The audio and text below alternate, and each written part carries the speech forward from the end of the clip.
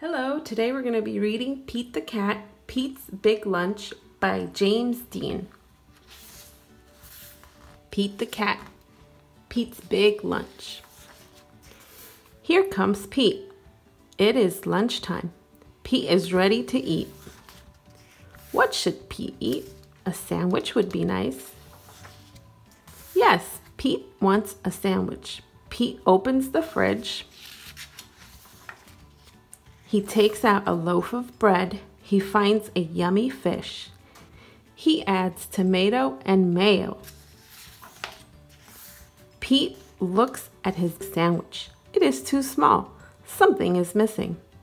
Pete knows what it needs. His sandwich needs an apple. Pete loves apples.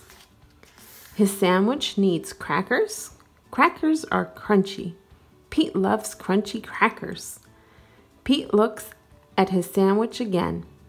It is still too small. Pete is very hungry.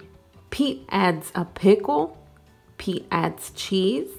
Pete adds an egg, 2 hot dogs, a banana, and a can of beans. Something is missing. Pete adds ice cream.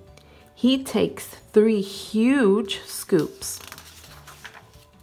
Pete's sandwich is too big for Pete to eat. Pete wonders what to do. Pete thinks and thinks. I've got it, Pete says. Pete calls all his friends. He asks them to come over. Everyone goes to Pete's house. They are all very hungry. Pete shows them his big lunch. Are you hungry? Asks Pete.